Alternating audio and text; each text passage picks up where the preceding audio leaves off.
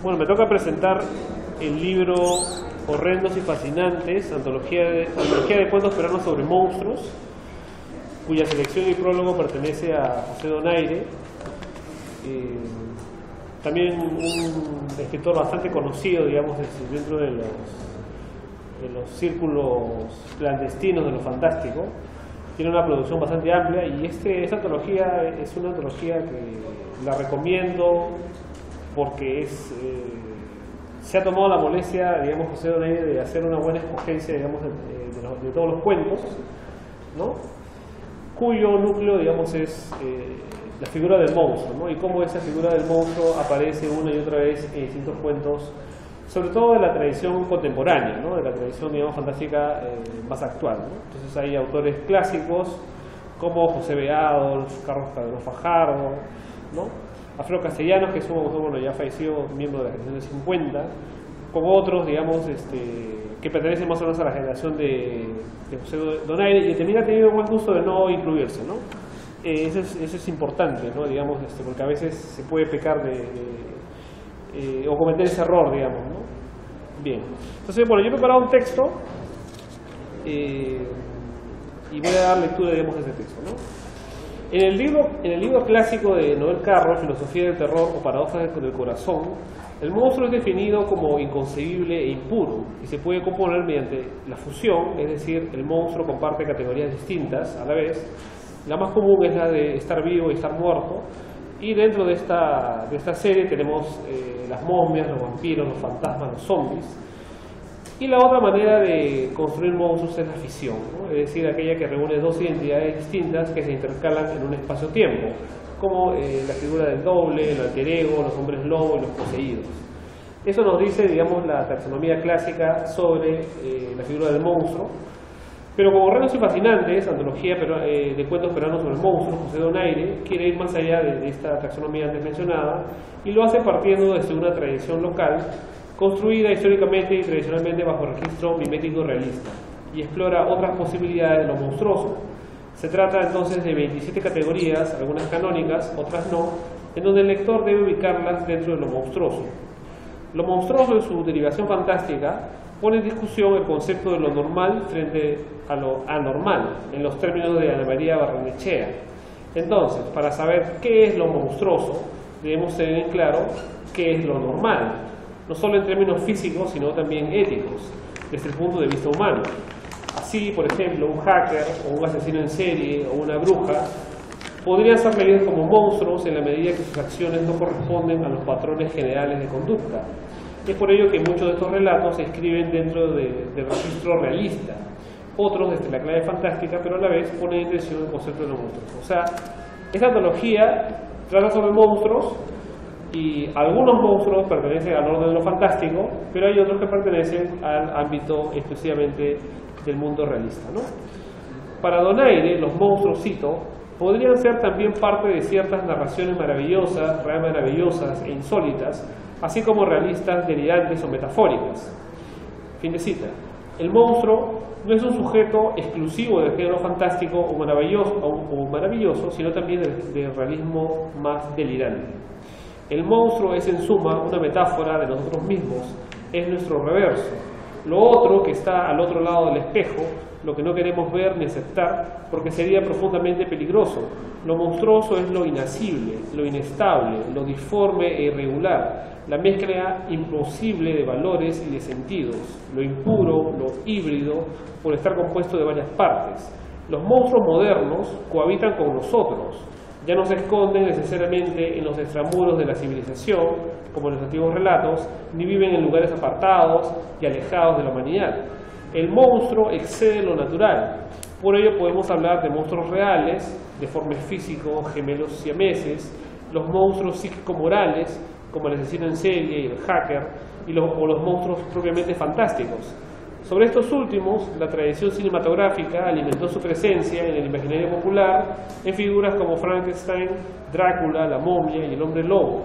Es decir, los grandes monstruos dentro del imaginario popular, alimentado por la cultura cinematográfica, como proyecciones de miedos inconscientes. Luego vendría el zombie, ese otro gran monstruo posmoderno. todos estos seres de la noche duermen plenamente y serenamente en este libro de José Donaire, horrendos y fascinantes. Y hay otros más. Dentro de la selección hecha por Pepe Donaire, quiero destacar algunos cuentos, el de Carlos Carrillo, ¿no? Un autor que se mueve dentro del ámbito de la cultura, digamos, underground, por decirlo de alguna manera. Específicamente sería la cultura del heavy metal, lo oscuro en realidad, ¿no? Heredero de Stephen King, como del universo insondable de Howard Phillips Lovecraft, un autor de culto, Carlos Carrillo. Y no sé si lo conoce personalmente, porque me parece que es un autor bastante hermético, ¿no? Sí, por correo electrónico. Y tiene un texto en la antología de Pepe Donaire llamado Hija de Hefesto, que conjuga magistralmente el relato onírico, lo erótico, la ciencia ficción y la pesadilla que deja de ser siniestra y se torna real. Otro texto que destaco de la selección es la de Daniel Sálogo, con un texto titulado Alienígenas, un notable relato erótico en clave de ciencia ficción. Otro autor importante es Nilo Espinosa Jaro, con historias de un idilio que en clave humorística remite al imaginario de David Lynch en El hombre elefante, pero que puede entenderse en sentido inverso. La felicidad plena de una pareja puede llegar a ser monstruosa. Y otro autor que está destacando, digamos, en estos géneros, aunque tiene más bien una tradición inicial poética, es Rodolfo Ibarra, ¿no? Y yo creo que Rodolfo Ibarra tiene un gran futuro, digamos, en el relato de terror, el relato de horror fantástico, y habría que animar a Rodolfo Ibarra para que publicara un libro de este tipo, una novela. Me parece que tiene un nivel bastante alto, digamos, ¿no? Muy proyectado, ¿no? Sí, y sorprende, ¿no? Y es más, Ibarra en ese libro incluye un texto que se llama Lobo Devoración, que se inserta pues en el imaginario del hombre lobo, ¿no? Y esto nos da a pensar, por ejemplo, que el hombre lobo es una figura, o sea, dentro de los monstruos que mencioné, ¿no? Es decir, Frankenstein, Drácula, la momia, el hombre lobo, podemos hablar de otros, tipo el hombre invisible, ¿no? Aquí también hay un cuento sobre el hombre invisible, ¿no? Pero es decir, son monstruos que ya no cumplen el papel de asustar, entre comillas, ¿no? Digamos, no son expresiones del miedo, ¿no? Y en cuanto al hombre lobo, pues digamos que no hay una tradición, digamos, de hombres lobo en Lima, ni en provincias, ni nada por el estilo. Me parece que hay un cuento de Alonso Cueto, me parece, sobre hombres lobo, ¿no? En España. Sí, que lo publicó en una editorial española, ¿no? Pero acá sí hay muchos vampiros, ¿no? Muchos chupasangres, ¿no? O zombies. O zombies, ¿no? Recientemente, pero en el caso de los vampiros quizás pues por el aspecto político, ¿no? Es decir, estamos acostumbrados ya que nos chupen la sangre, que entonces es común pensar en términos imaginarios la figura del vampiro como algo real, ¿no? En cambio el hombre lobo que se transforma, esto es muy, digamos, dejado de lado dentro de los escritores de literatura fantástica.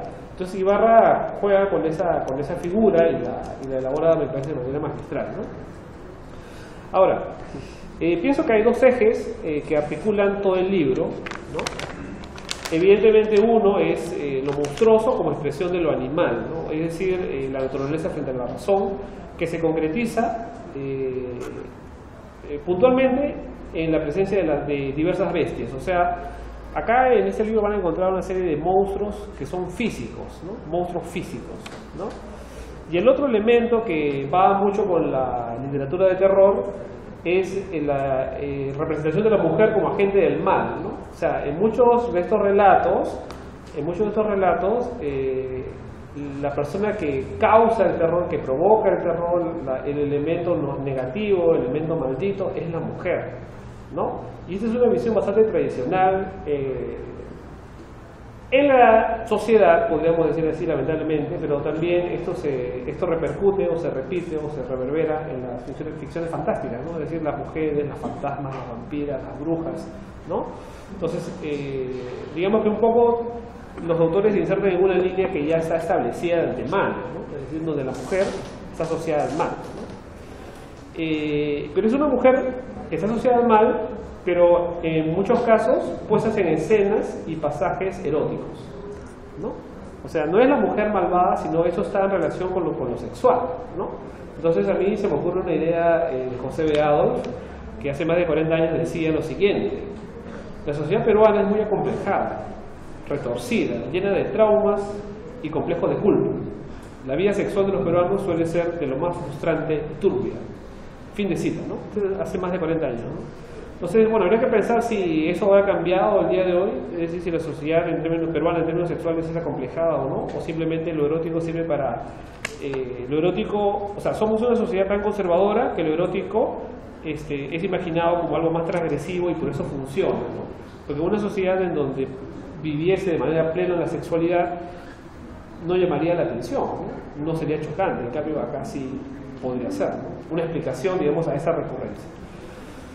Trabajos como los de José Donaire reafirman la complejidad de la literatura peruana, por cuanto demuestran que efectivamente los escritores contemporáneos transitan por sendas narrativas múltiples, a la vez que demuestran la modernidad narrativa de un conjunto significativo de escritores peruanos, como Fernando Mosaki, José Huich, José Beados, Carlos Calderón Fajardo, Enrique Prohaska, Lucho Zúñiga, ¿no? Ortega, Salvador Luis y Alejandro Neira, ¿no? Tanto de Lima como de ascendencia no limeña o provinciana, ¿no? Pero eso también ya de Lima ha sido, entre comillas, invadida por provincianos, ¿no? Todos somos provincianos, todos somos siendo provincianos, ya no limeños, ¿no? Los limeños no sé dónde estarán, no sé, en algún lugar deben estar, ¿no? Horrendos y fascinantes, en todo caso están alejados de esos monstruos, ¿no? O sea, los limeños no viven con los monstruos. Horrendos y fascinantes del impredecible y ecléctico José Donaire. Digo ecléctico porque ya sabía que te ibas a reír por esto. Ecléctico porque va en contra de la, como dije al inicio, ¿no? De la taxonomía de lo monstruoso, y entonces él propone otras figuras de lo monstruoso, ¿no? Y eso es un poco discutible, ¿eh? Es discutible, ¿no? Aunque él lo argumenta de manera consistente, igual, porque lo monstruoso está siempre ligado a lo impuro, ¿no? Entonces por ahí un poco va la atingencia, ¿no? Pero aún así, ¿no? Ese libro de José Donaire creo que se suman a otros que se han venido publicando en los últimos años, ¿no? Que apuntan a dar a conocer una tradición que ya dejó de ser marginal, ¿no? Y lo hace de una manera honesta y muy creativa, ¿no? Es decir, me parece estupendo poder tener en nuestras manos una antología de cuentos peruanos sobre monstruos, ¿no? Y que ojalá pueda dar pie a otras, ¿no? De diversa temática, digamos, pero ligada a lo fantástico, porque es decir, lo fantástico no se agota solamente con los monstruos, sino con otras esferas, digamos, de lo fantástico, ¿no? Es decir, con los discursos políticos también, ¿no? Entonces, simplemente quiero pedir fuertes aplausos para el culpable de este libro, José Donaire. Muchas gracias. Y felicitar